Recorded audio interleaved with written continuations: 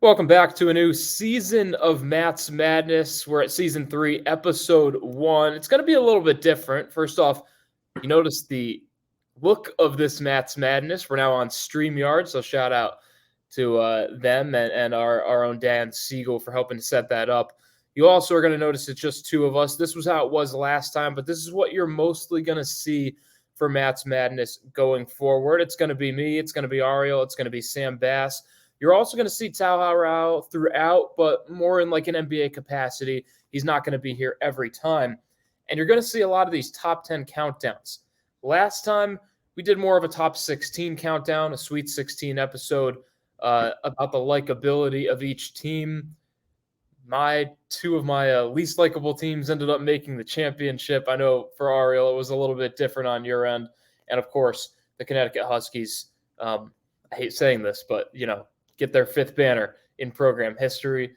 But we're at a new season. So season 3, I know we're in for big stuff. And first off, I'll leave the floor to you, Ariel. Just how you doing today? And you ready to hit the ground running? Yeah, still trying to find ways to fill the void of no college basketball every day. But happy to talk about it. Obviously, there's been a lot of crazy transfer portal things, a lot of big names in there. That's kind of what we'll talk about today. But it just seems like a big name every day. And the names just keep getting bigger and bigger. So there's still a couple weeks left. We'll see who will join. There's some rumors about some bigger names joining. We'll see if that happens. But today we'll talk a little bit about the current guys in the portal. Yeah, you said it perfectly. And again, like you mentioned, if you know a college basketball fan in your life, give them a hug, send them a text. This is a rough time for us college basketball nerds. But like you kind of alluded to, we are going to talk about transfers. We're going to list our top 10 transfers in the portal so far. Now, today is April 15th. So there is still time for people to enter the portal, but I'd say probably 90% of the portal is pretty much set. Like you're going to have a few stragglers, but at this point, it's pretty much well set. Who's in the portal is who's in the portal. You're not going to see many more guys entering within the following weeks.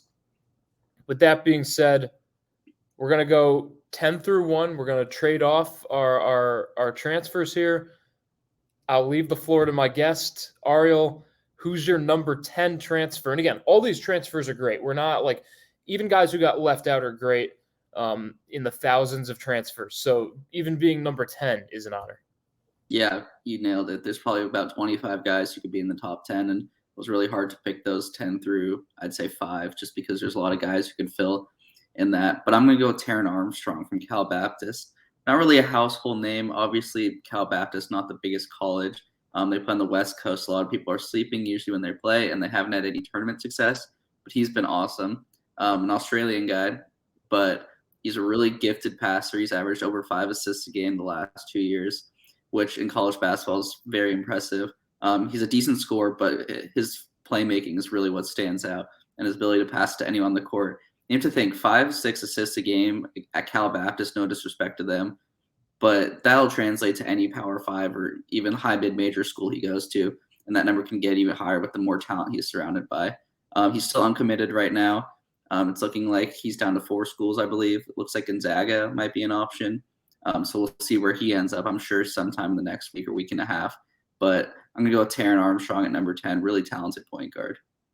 It's interesting. You went with the mid-major there. I wonder if this is going to be a pattern coming along because, spoiler alert, I didn't really go with many mid-majors in my list.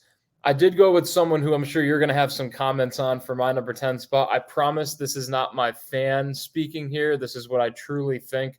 That's JJ Starling, who's going from Notre Dame to Syracuse. This really just has to do with because of the potential that he has. He was a 5-star recruit coming out of high school, playing for Mike Bray in Notre Dame, and really had a fine freshman season. I mean, he averaged double digits in points. Although Notre Dame wasn't good, it was still a junior, senior heavy team. So even as a freshman coming into a team where a lot of these guys already knew their roles coming into the season, it's tough to really make your mark. You look at some of the other freshmen like Kyle Filipowski at Duke in the same conference. You knew that he was going to be the guy coming in. With JJ Starling, he was just on that fringe, still had a great season. Efficiency, especially from outside, is a little bit of an issue coming in. But I think it's Syracuse, it'll be able to help. I mean, there's a chance that if Judah Mintz comes back, he'll be able to share the court with him. That could be something special to watch. And because of really the potential of what JJ Starling has, that's why he's my number 10. Yeah, he was probably in my top 12. There's about 3 guys I was deciding between for top 10.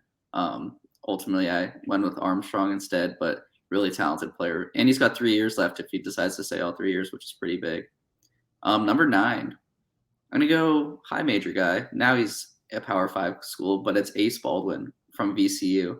He followed his coach. He's going to Penn State, but the numbers might not pop out. I think he averaged about 13 points a game, 4 or 5 rebounds, nothing special. But if you actually watch him, you can see how much of an impact he makes on both sides of the floor.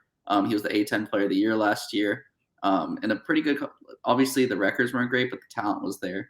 Guys like Yuri Collins in there as well. All those Dayton guys, and Ace was the top guy in that conference. So he's got the experience. He's going to Penn State, great school. We saw what they did this year. They got a new coach, Coach Rhodes, and I think he's going to be a great fit there. He's a really talented player, and I think he's worthy of that top 10 spot.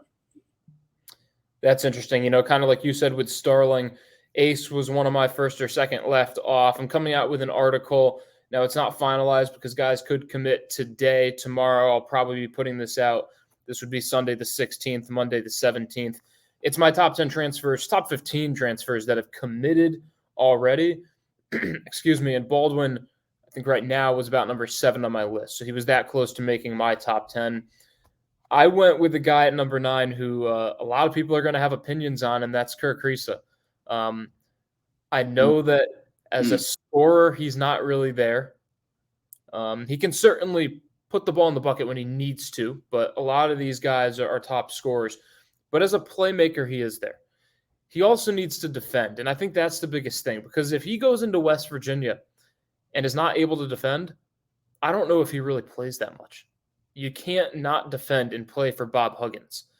But if Bob Huggins is able to get that side of Kriisa out and he can defend as a West Virginia Mountaineer, I think the Big 12 needs to be put on notice, because you know that he can create shots for other guys.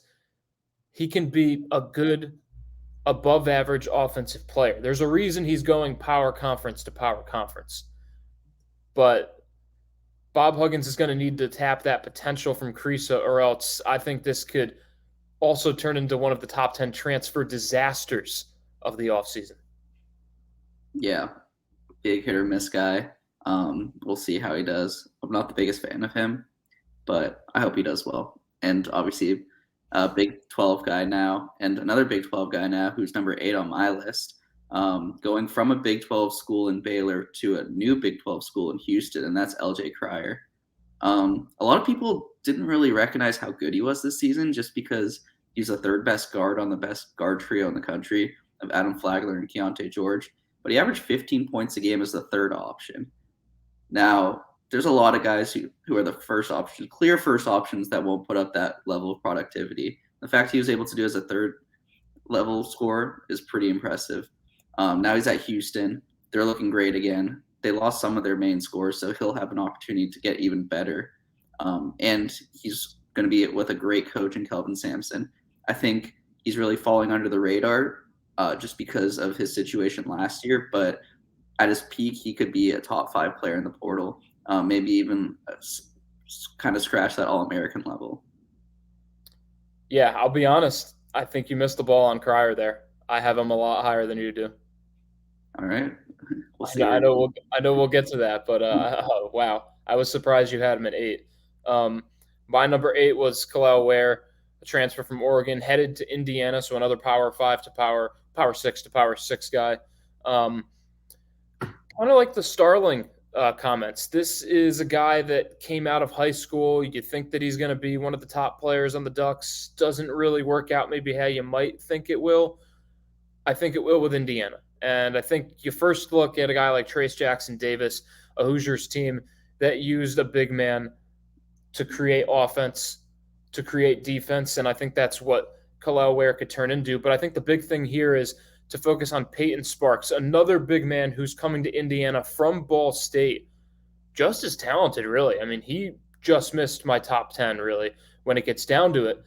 So I think that Ware could kind of benefit from playing with another top guy at his position.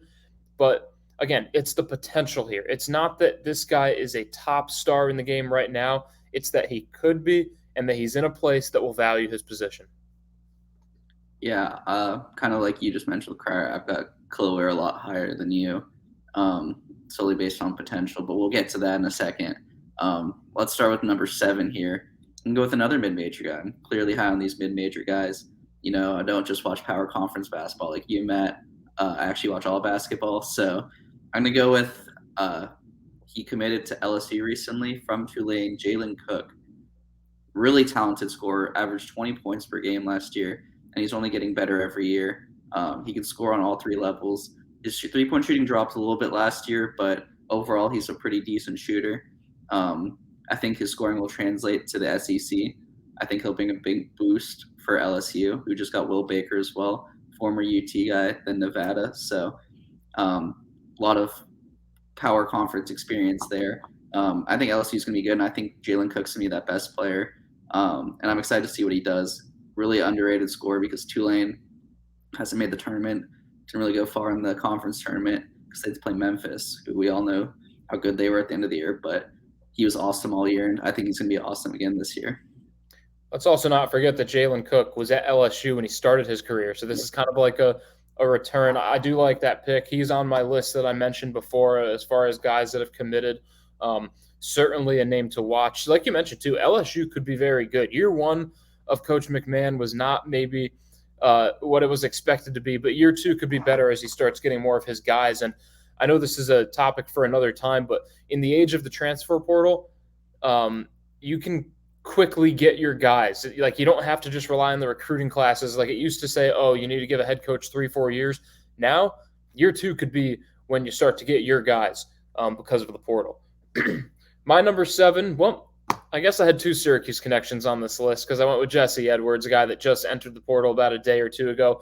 Do not worry, Joseph Girard III is not on this list, although I do think that he will find a good home somewhere. This is not all Syracuse out. But I'm sure you can agree that Jesse Edwards is one of the most talented and experienced players in the portal, a guy that averaged, around a double-double. I believe it was a double-double this season, actually. 14. And I think the biggest part is the almost 3 blocks per game. He's an athletic player who I think has the potential to put on size and become even more dominant on offense. Right now, most of his game was around the rim, whether it be dunks, alley-oops, sometimes a little bit of a short shot.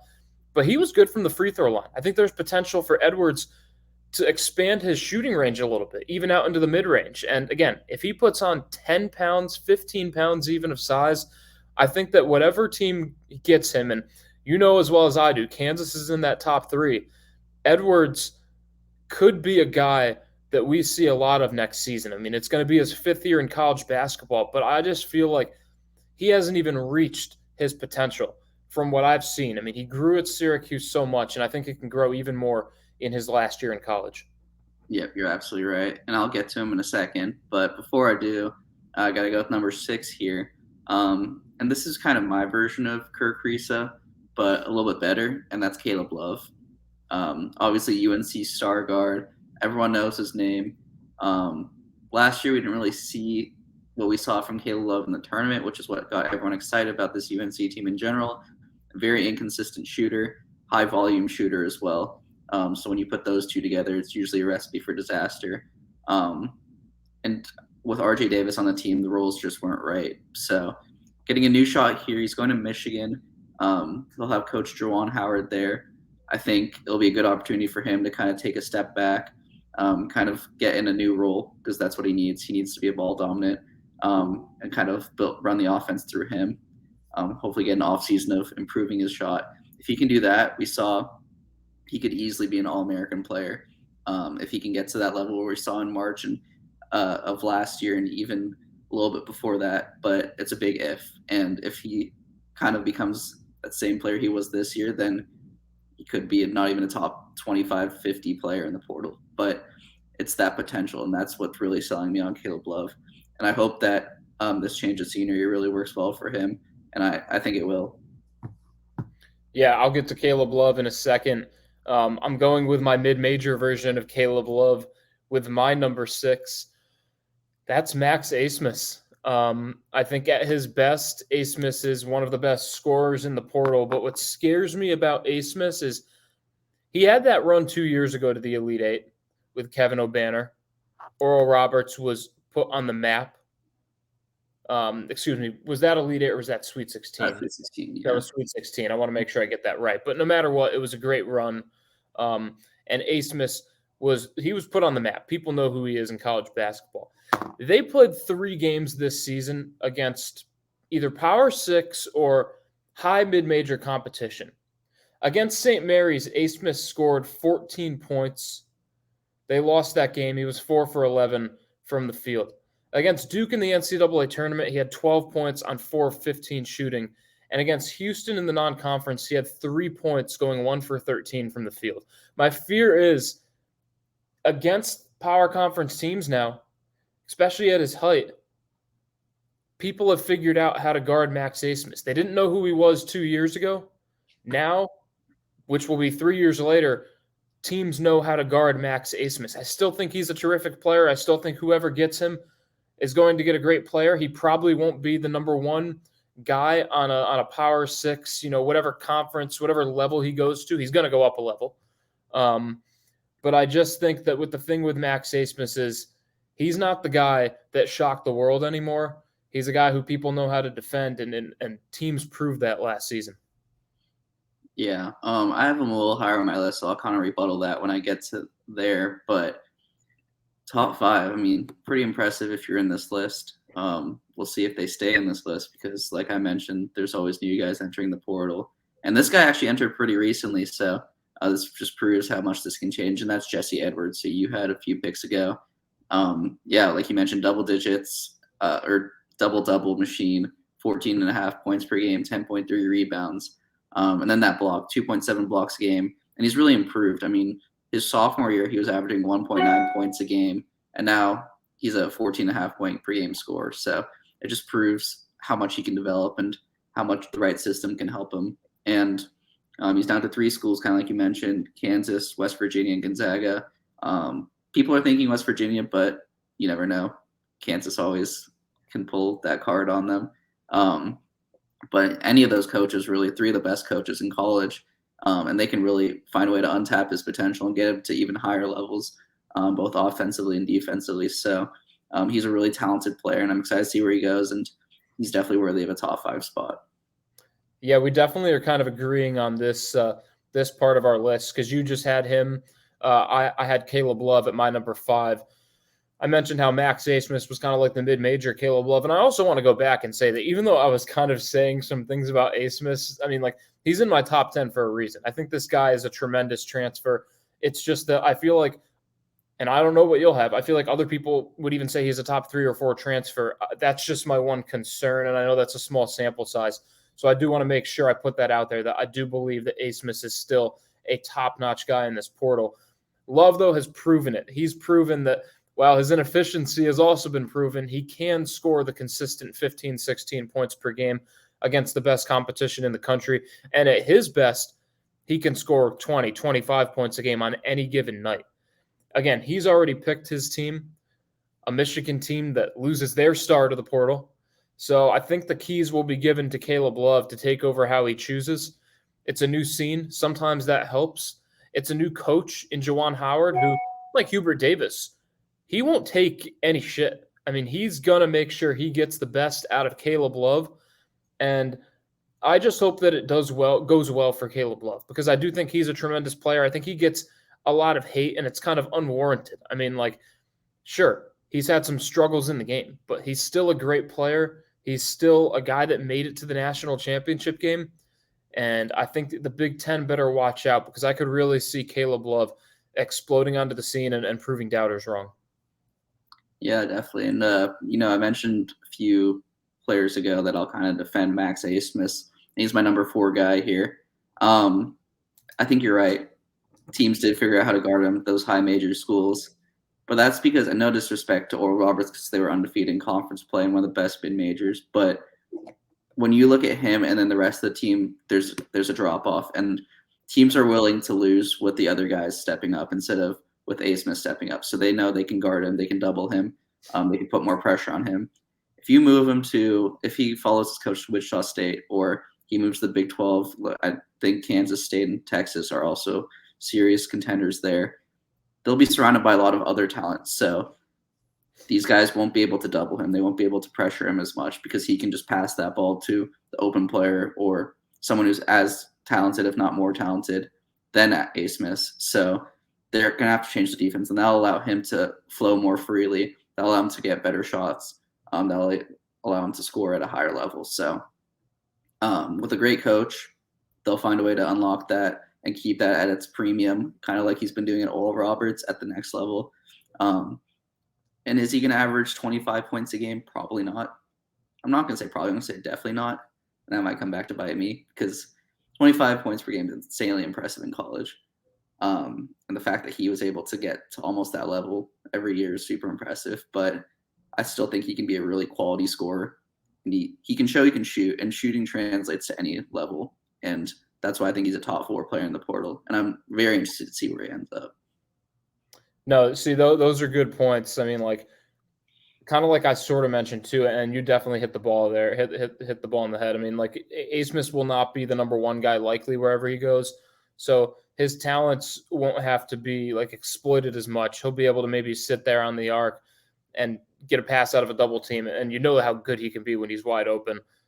It's just, yeah, it'll just be interesting to see what team gets him. I think that on a power conference team, again, that's why I had him in my top 10. He can certainly succeed. Number 4 for me was Tremont Mark, going from Houston to Arkansas, an Arkansas team that's contacted just about everyone in the portal. Shout out Eric Musselman for getting after it. But Mark was clearly one of the guys I think people are really interested in this portal because he spent, most of the time at a great school in Houston. Usually you just finish it out, but he decided to move on to the SEC in Arkansas. And there's still some things in his game where I think he could prove more. Like other guys lower on this list are maybe better scorers, but Mark just does everything well. And he did it well at a high level in Houston. So I think when you can bring that culture, that winning identity, and that all-around play to another great school in Arkansas, I just feel like that will translate well. There's not going to be a huge guessing game in how he fits. I think that if I look back at my list, the only other guy I can really say that with would be Jesse Edwards. Everyone else I said is a talented player or maybe has a lot of potential, but there's still like a question mark. I feel like so far who I've gotten to between Edwards and Mark, and maybe a little bit with Caleb Love, they've already all proven it. Now they just want to go prove it with a different team. And for that reason, Tremont Mark is my number 4. Yeah, I actually left him off the list. He was close. Yeah, I don't know. I think just he was probably the 3rd or 4th option on that team, on that Houston team. So it's kind of hard to evaluate how good he could be, but super talented player, like you mentioned. And Arkansas has obviously done well at the portal, and they're good at picking the right guys. But my number 3, you mentioned him a little bit earlier, but it's Khalil Ware, a former top 10 recruit, 7-footer, super lengthy, can hit threes. The Oregon fit never really made sense. If you're a top 10 player, you're usually not going to a situation where there's 2 guys ahead of you. Oregon had Nathan Biddle and N'Faly Dante, 2 7-footers. You really can't play anything besides the 4 and the 5. So he was really limited in that regard unless injuries occurred, which wasn't really the case. So the fit never really made sense. So he's now going to Indiana. Coach Woodson, he's done a great job. I'm not saying he's going to be Trace Jackson Davis, but obviously there's been success in developing forwards for Coach Woodson. I think potential-wise he could be a lottery, I can even say top 10 pick in the draft next year just because of how gifted he is athletically and with his size. We don't really see a lot of 7-footers hitting threes, kind of like he does, and just the ability to stretch the floor. So I think he's going to be a superstar. I think Indiana was a great fit for him, and it'll be cool to see what he does this year. Yeah, interesting that you went with the potential there. And again, kind of like I mentioned before, though, I mean, there's 1,500 transfers. I had him at 8. You had him at 3. In the grand scheme of things, that's not that far off. But you totally I see your point there in that where going to a situation in Oregon, it won't be that same situation in Indiana. So the potential really could be reached sooner rather than later. I went with Ryan Nembhard as my number 3. A guy that at Creighton, there's so many great players. He's kind of, you're not able to see what he's really capable of. Like, you definitely are, because Creighton was a top 25 team, top 15 at some points in the season, throughout the season. So you knew who Ryan Nembhard is, but Ryan Kalkbrenner kind of stole the show. Arthur Kaluma's there. There's a lot of guys and big pieces of the puzzle in Creighton. Now, Nembhard could end up going to a team where that's also the issue. Like, he might just not be that 17 point per game scorer that I think he could be. But if he goes to Gonzaga, which I feel like is a very big possibility, Nembhard does seem like the type of guy that you think could elevate that play. And I think no matter what, people would say that he's, if not the best, one of the best point guards in this transfer portal class, if you want to call it that. And I'm just interested to see where he takes it. What level can he go up? He's already pretty high up. Is there another level that he can reach along with that? Yeah, I love Ryan Nembhard. When he came into Creighton his freshman year, he was already one of my favorite guards in the country. I made a bold prediction that he'd be an All-American by his junior year. So not there yet, but he's close, and he's actually my number 2. I just think he's one of those does more right than wrong guys, and that's so important for the college basketball team. He doesn't need to score, but he can score. He's athletic. He's a true point guard, and that's so important in college. We really don't see that as much, and the teams with true point guards really tend to succeed. I think it's looking like Arizona's where he's going to end up, and they just lost Tubelis. So it'll be interesting to see how that works out. They'll still have Omar Ballo, and a couple other guys like Killian Boswell, who really stepped up last year towards the end of the year when Creasa was kind of struggling. So I love the fit. I love him as a player. It'll be great to see him on a higher level, even though you can argue Big East is a little bit higher than Pac-12 right now. But just in terms of NIL, maybe it's a little bit higher at Arizona or wherever he ends up. It's not obviously a given. But I'm really excited to see what he does. And he's just such a talented all-around player, and I think he's only going to get better. Yeah, I don't know if you just saw or if you beat me to anything, but sources that I'm seeing on Twitter right now, and again, we'll find out when I post this episode, is that Arthur Kaluma might be headed to Arizona. I don't know how legit this is, but this is from JP Scott, a writer for Athlon Sports. This was 6 minutes ago at 12:40 p.m. on Saturday. So interesting to see if Nembhard will follow his teammate there and if Arizona will become the new Creighton. I mean, Kaluma's not even in the portal yet, so that's very that's the thing. I'm like, that just doesn't seem like, that's why I don't want to break any news on the show. That's odd. That's very odd.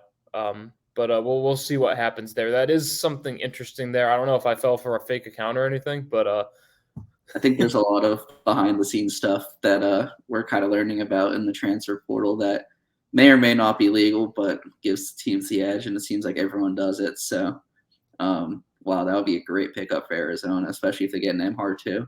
Yeah, they're probably a top 5 team in the country if that happens. Literally, that'd be crazy. My number 2 is Hunter Dickinson.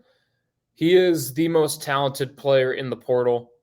I think I assume he's probably going to be your number 1 since you haven't had him yet. I won't steal your thunder, though. People know who Hunter Dickinson is. He's already been a top 10 center in the country. With all the great centers this year that are now exhausted their eligibility, it's Dickinson and it's Armando Bacot. Those are the best big men in college basketball this upcoming season. Hunter Dickinson will not be at Michigan anymore, though. We don't know where he'll be. He hasn't chose his program yet, but Hunter Dickinson is the guy to watch in the portal because whoever gets him, you just know they're going to be better. I'll leave the floor to you, though. Yeah, kind of like you mentioned, he's the best player in the portal. He's really the only player, I think, in the whole portal who could be a first-team All-American next year, and maybe they'll prove me wrong. Like we mentioned too, it's Saturday, April 15th, so maybe Zach Edey enters the portal. I don't know, but for now, he's one of those guys. And yeah, he's a 7-footer, really good post game, and he's kind of been able to stretch the floor in the last season or two. And that's so dangerous, especially as a 7-foot big man, to be able to shoot threes and kind of create opportunities in the paint for your other players on your team. It looks like Kansas is making a hard push, so I'm really rooting to get him.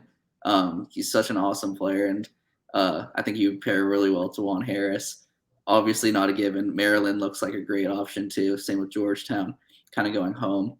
But yeah, just in terms of talent, I think there's really no question that he's the number one. And obviously there is a little bit of a question because he's not your number one. So I'm really curious to see who you have there. Yeah, and first off, as a Kansas fan, man, I feel bad for you because it's like if you don't get Hunter Dickinson, you get Jesse Edwards. Like, boo-hoo. I don't even know if we'll get Jesse if we don't get Hunter because looks like West Virginia is the favorite there. So could be, yeah. We're throwing all our chips in the middle and hoping he calls it. But if not, then yeah, we might be in a little bit of trouble. It'll be interesting, man. Wherever he goes, it'll be cool to watch. My number one is LJ Cryer. I mentioned before how I was surprised you had him so low. To me, he's just as talented. Maybe if Hunter Dickinson's up here, try to get my hand a little straighter on the right there. LJ Cryer's like right there. I think it's that close. I just think he's an all-around great scorer. He's a defender. And why I have him at my number one above Hunter Dickinson is the fact that he is a college champion. He's won before. He knows what it takes. Houston is a team that's been there really almost the last 5 years. You've had a feeling that the Cougars could be a team that could cut down the nets. They lose Tremont Mark. You know that they're not going to have the same team as they did last year with the great players of Mark and Marcus Sasser. But LJ Cryer is a guy that I think could just elevate this Houston team. He could replace what Kelvin Sampson had lost, and he could really take Houston to the next level. The thing with me for LJ Cryer is that, like you mentioned, he was the number 3 option on Baylor. So could he be the number 1 option on Houston if that's the route Kelvin Sampson decides to make? We don't know what this roster is totally going to look like next season. But if LJ Cryer is going to be the number 1 guy in Houston, he just needs to make sure that he can be efficient, because it's a little bit different when you're the second, third guy than, if you're going to be the first guy. And it looks right now that he would be the first guy. So it'll just be interesting to see what Cryer is able to do with maybe more on his plate than he had at Baylor. Yeah, do you want to do a quick winner or loser of the portal so far? Sure, you take it first. All right, my winner, and you kind of mentioned them, is Houston. They haven't really lost anyone major in the portal, but they did get 2 really great guys. Cryer, like you mentioned, top 10. You can even mention top 5 in the country. And then Damian Dunn from Temple, really talented scorer. He's a redshirt sophomore, so he's got a couple more years there. So really great pickups by Houston, especially they lose Jarris Walker, they lose Sasser, they lose Mark, like you mentioned. So to pick up 2 guys like that right away is a great job by them. Biggest loser, I was really having trouble with this. And it really depends on how Kansas does with Dickinson, because they've lost basically their whole bench. They've lost Bobby Pettiford, MJ Rice, Joe Yesufu, Zach Clements, really all their depth. And then they also lose, of course, Jalen Wilson and Grady Dick, and then possibly McCullers. So they're really not left with anyone, and they're really not the favorite for anyone. They've had talks with Harrison Ingram and Dickinson, obviously, and Jesse Edwards, like we mentioned. If they get one of those guys, then it changes. But right now, it's probably Kansas. If we kind of look otherwise, it's kind of hard to pick a specific team. If we want to go mid-major, it's definitely Iona. They lost every player except for one. So when that happens, and we all know why, it's because their coach obviously moved. So if you want to go mid-major, Iona. If you want to go power major, I'm going to go Kansas so far. We'll see what happens in a couple days, but as of now, it's probably them. Yeah, I think my winner right now is actually Michigan. I just kind of look at it as you might have lost a player as talented in Hunter Dickinson, but clearly big men do not win you the championship. You need to have guards. Now, I know that big men help out. You see UConn, how they won the championship.